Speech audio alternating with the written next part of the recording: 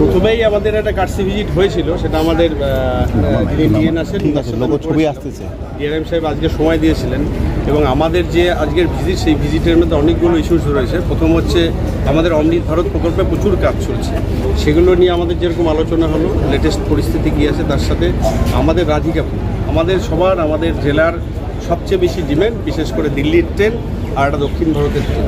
তার জন্য আমাদের একটাই সমস্যা, সেটা হচ্ছে রেলওয়ে ট্র্যাক। রাধিকাপুরে অলরেডি ওনারা প্ল্যান এস্টিমেট করেছে, সেখানে দুটো ট্র্যাক আমাদের বাড়ানো হবে।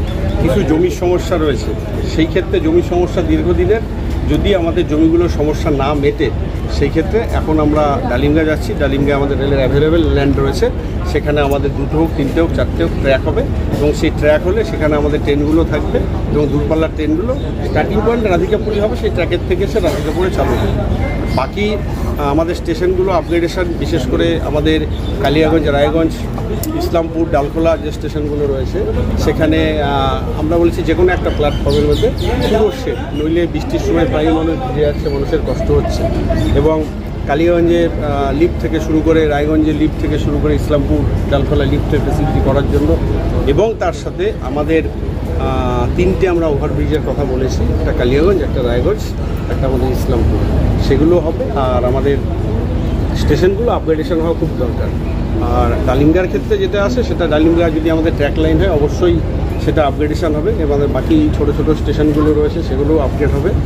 আর প্যাসেঞ্জারদের ক্ষেত্রে যে সমস্ত সুবিধাগুলো ছিল প্রতিটা স্টেশনে যেগুলো দরকার, বিশেষ করে টয়লেট ব্লক, জলকর ব্যবস্থা, আলো, এগুলোর উপরে গুরুত্ব দেওয়া হয়েছে। যে আরেকটা ব্যাপার হচ্ছে যে এই যে কালিয়াগঞ্জ বুনিয়াদপুর রেল প্রকল্প নিয়ে কি কোনো আপডেট রয়েছে? আপডেট বলতে ডিআরএম সাহেব তো বললেনই, ওটা আগে বন্ধ হয়েছিল, সেটা এখন প্রসেসে আসে এবং কাজ শুরু হবে। দেখুন, একবারে তো সব কাজ সম্ভব না, ওটা যখন প্রসেসে হয়েছে আমাদের মাননীয় মন্ত্রী উনিও চেষ্টা করেছেন, যেহেতু দক্ষিণ দিনাজপুরের অংশটাই বেশি, আমাদের উত্তর দিনাজপুরের কিছুটা কম। আর বাকি কিছু অভিযোগ ছিল, আমাদের কালিয়াগঞ্জ স্টেশন নিয়ে বললেন যে সেখানে পুরনো কিছু সোলিং হয়েছিল। আমি এবং আমাদের যিনি ডিএম ছিলেন ভিজিট করার পরে আপনারা গিয়ে দেখবেন অলরেডি সবই উঠে আসছে। এবং আপনাদেরকেও বলবো যে আপনারা সাংবাদিক হিসাবে নয়, আমিও যেরকম সাধারণ মানুষ, আপনারাও সাধারণ মানুষ, এই কাজ আমাদের সবাদের।